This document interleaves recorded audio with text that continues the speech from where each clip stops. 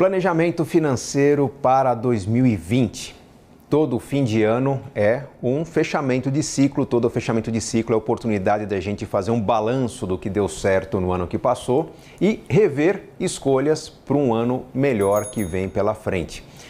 Do ponto de vista financeiro, isso é praticamente questão de sobrevivência, porque a gente pode ponderar aqui dois tipos de situação das pessoas em termos de dinheiro. Tem aquelas pessoas que já investem, mas que talvez num balanço de fim de ano avaliam que poderiam ter investido melhor, ou que estão muito conservadoras, ou que arriscaram demais e estão perdendo, ou seja, é preciso mudar a estratégia de investimento. E existem aquelas pessoas que ou não investem e gostariam de passar a investir, ou estão em uma situação de endividamento, com problemas financeiros, o que na prática é a mesma coisa. Tá? Ter dívidas ou acreditar que estar bem porque não tem dívidas, mas também não tem investimento, é uma situação de insustentabilidade, o seu futuro está comprometido. Então, para 2020, eu proponho algumas mudanças na forma de lidar com o dinheiro que podem ser muito saudáveis. Para quem está recebendo 13º, está com o dinheiro chegando na conta aí e tem algum poder de decisão, obviamente há uma certa ordem nas escolhas. O dinheiro que entra na forma do pagamento extra de fim de ano ou que entra na forma de bônus, talvez no começo do ano, ele tem que ser usado primeiro para liquidar dívidas, não importa se são dívidas planejadas ou não. No passado eu dizia que dívidas planejadas podiam continuar. Hoje, com a Selic muito baixa, se você tem um financiamento de carro, um financiamento de casa contratado há mais de um ano atrás, com um custo efetivo total aí na casa dos 10% ao ano, talvez você esteja fazendo um péssimo negócio em manter esse investimento. Então, liquidar dívidas já é um bom começo. Sempre liquidando em número de prestações e não liquidando o valor da parcela, porque em número de prestações você elimina também taxa de administração, elimina seguro, você tem uma economia maior. Não tem dívida para ser eliminada ou já eliminou o que podia, o próximo passo para se usar esse recurso que chega no fim de ano, no começo de ano, é liquidar os grandes compromissos de início de ano. IPTU, IPVA para quem tem propriedades, matrícula escolar, aqueles compromissos que pesam mais, que muita gente acaba parcelando. O ideal é não parcelar, por quê?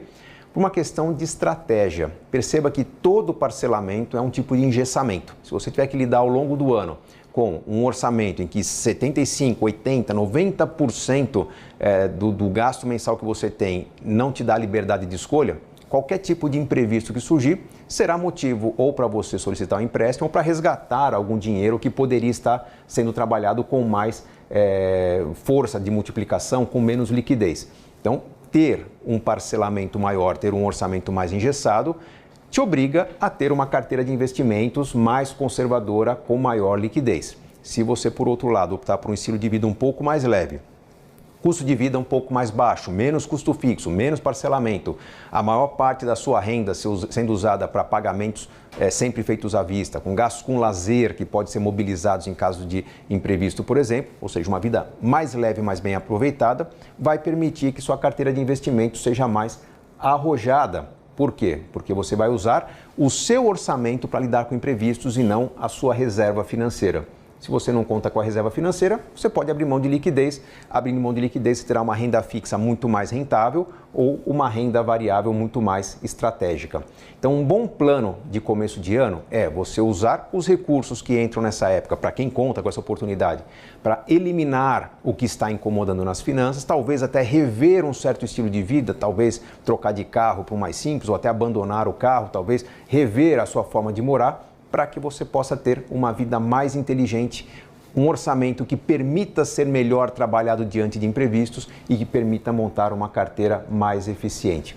É um convite muito oportuno num cenário em que o mercado financeiro como um todo nos convida para investir mais em renda variável, mas para aproveitar as oportunidades da renda variável, eu preciso ter uma condição de lidar com os imprevistos mais tranquila, um orçamento mais leve. Então, renda variável é para quem tem condições de não contar com o dinheiro no curto prazo. Pode até ser que no curto prazo você tenha um bom resultado, mas se não acontecer no curto prazo, você não vai contar com esse dinheiro e por isso o orçamento precisa ser mais flexível, mais resiliente.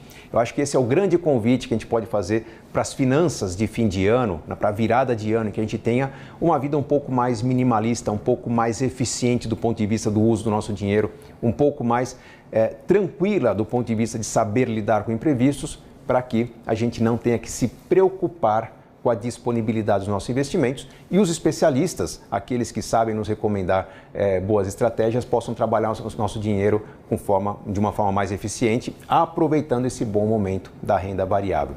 Que você tenha muito sucesso em suas escolhas, que você tenha sabedoria ao lapidar o seu 2020, porque essa é a base para ter talvez um fim de ano mais eficiente e dali quebrar um ciclo de dívidas acumuladas, de investimentos mal feitos, de um orçamento muito engessado.